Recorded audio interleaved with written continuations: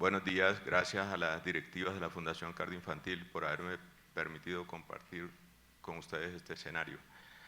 La primera pregunta, doctor Medina. Sabemos que el dolor torácico agudo, hay 3 patologías que le preocupa a uno cuando el paciente llega, y es la enfermedad coronaria, la disección aórtica y la embolia pulmonar. Son entidades que a uno lo quisiera descartar de una porque tienen una alta mortalidad.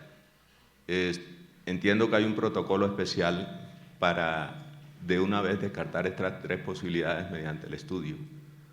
¿Y qué implicaciones podría tener esto para el paciente con relación al protocolo, al material de contraste?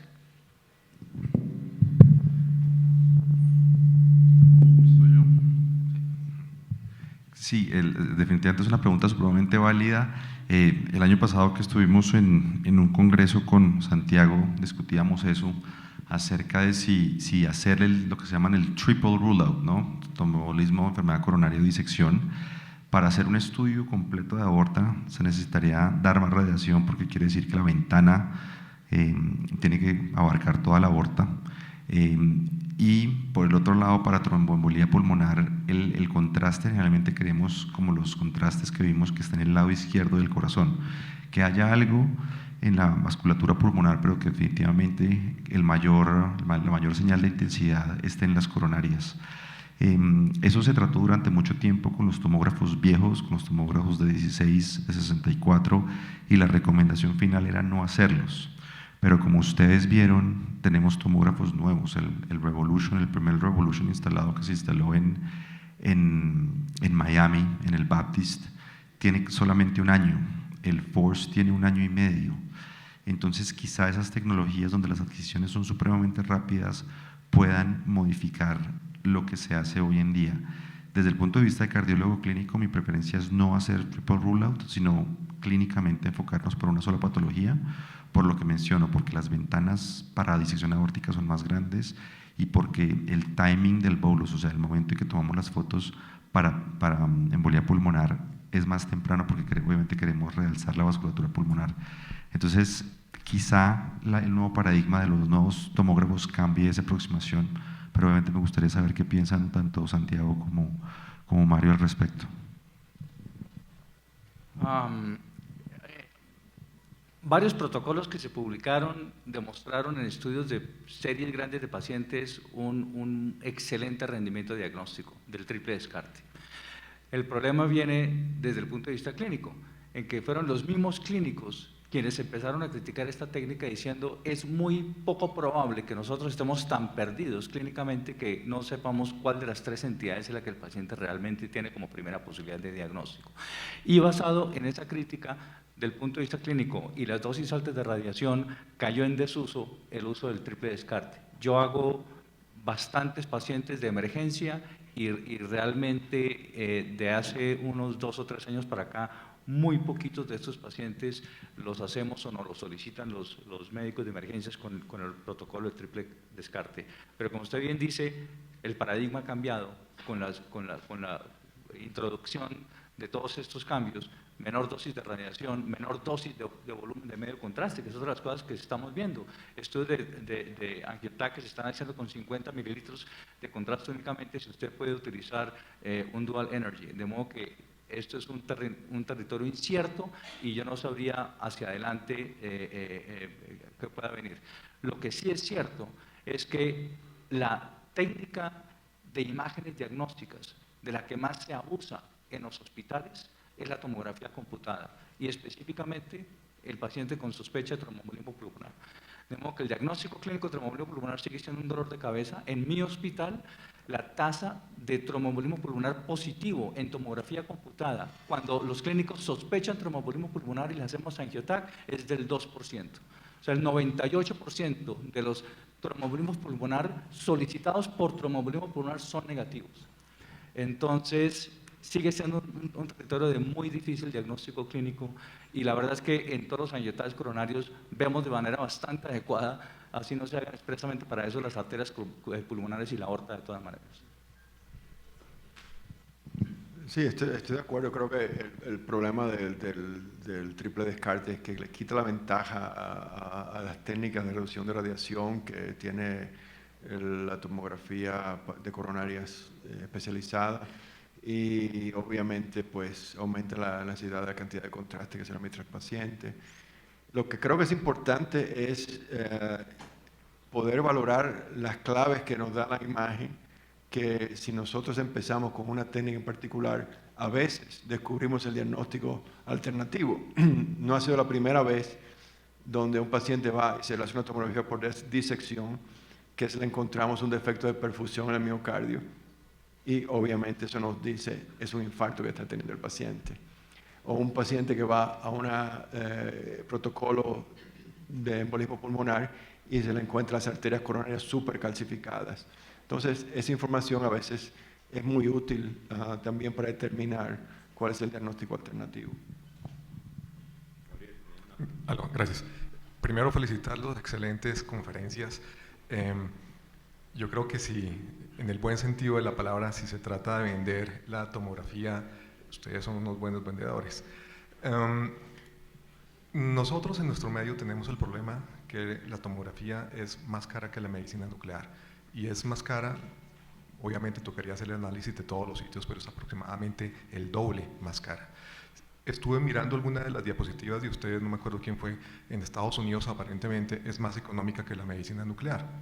Entonces, dos preguntas. Una, ¿hay algo que le falte a la tomografía versus la medicina nuclear para volverse más competitiva que la medicina nuclear, y que en un tiempo corto se modifique la manera como la mayoría de los cardiólogos están haciendo la estratificación? Porque yo pienso que todavía la estratificación la siguen haciendo en volumen de pacientes mucho más con medicina nuclear que con la tomografía. La diapositiva a la que te refieres, Gabriel, es la de CityStat, en donde el tiempo para el diagnóstico y el costo de tomografía fue menor en el acohorte o en el brazo de tomografía versus medicina nuclear, y lo mismo sucedió con el Prospect del grupo de Mario. Entonces es sobre todo cómo el sistema de salud financia las cosas. Nosotros tenemos un problema en Colombia, y es que en Colombia, para los invitados internacionales, tenemos un sistema que es el POS, que es donde la mayoría de los procedimientos, o muchos de los procedimientos, están incluidos, y otro que es el no POS, donde no están incluidos y el paciente tiene que pagarlos. Pero en un sistema en donde ambos están incluidos, CityStat, Prospect, han demostrado que el costo es menor, y sobre todo que la radiación es muchísimo menor. Por ejemplo, la media radiación de CityStat en el grupo de tomografía fue de 11.8, y de medicina nuclear fue de 12.7, con gatilleo retrospectivo, con tomógrafos viejos. Ese estudio fue publicado en 2009.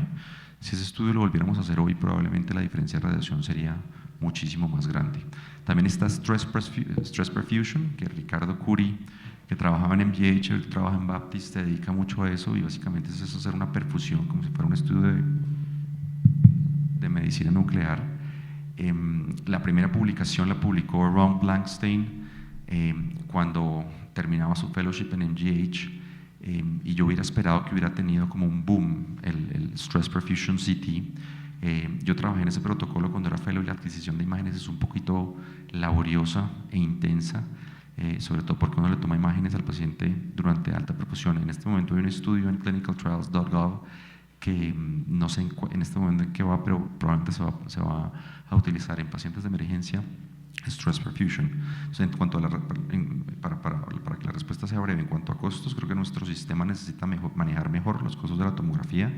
Creo que el tiempo al diagnóstico y la dosis de radiación, sobre todo con los tomógrafos contemporáneos, puede ser muchísimo mejor para tomografía axial computarizada, y faltaría ver lo que presentó Mario del FFR, el FFR por tomografía, y el Stress Perfusion, si eso realmente va a cambiar la forma en cómo nos aproximamos a esos pacientes.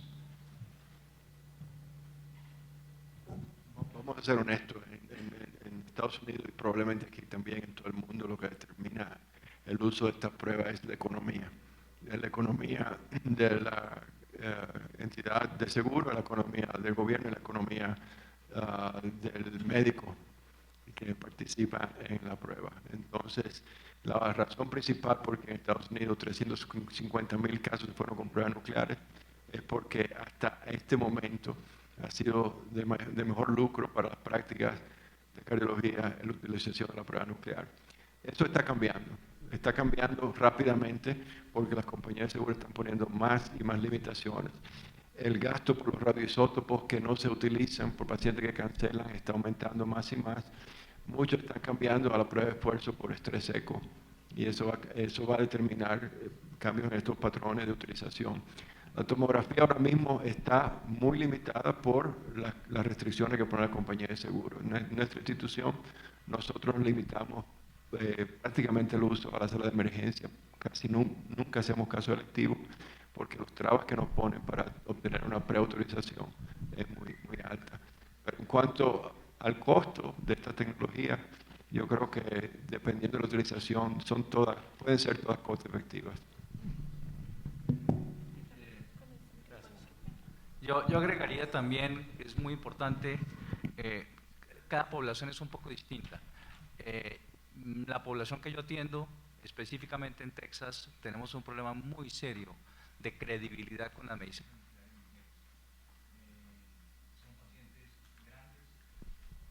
Son pacientes grandes con una cantidad de tejido mamario gigantesco. La cantidad de falsos positivos que tenemos en los estudios de medicina nuclear en mujeres es altísima.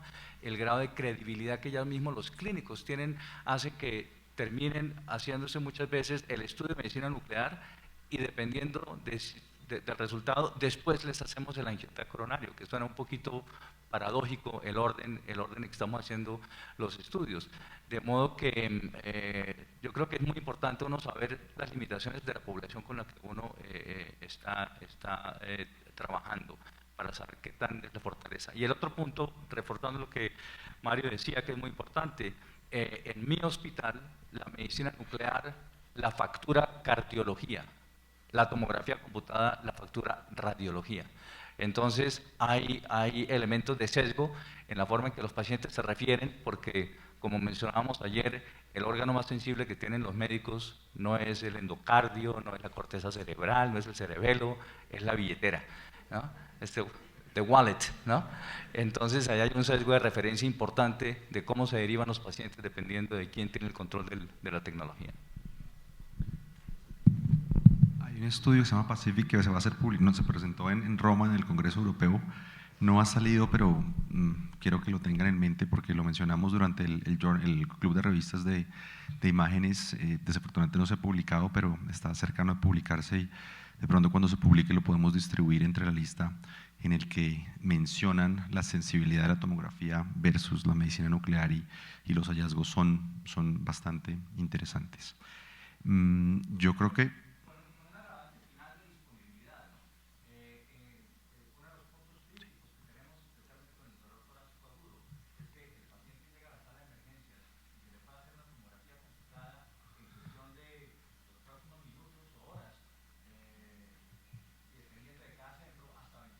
al día, sábados y domingos, no así la medicina nuclear, ¿no? En mi hospital, medicina nuclear no se hace en las noches, los fines de semana de manera limitada, de modo que esa oportunidad de disponibilidad de la tecnología también es una variable importante en pacientes con dolor torácico. Listo. Bueno, gracias a Mario y a Santiago por las conferencias, excelentes conferencias, gracias doctora Acuña.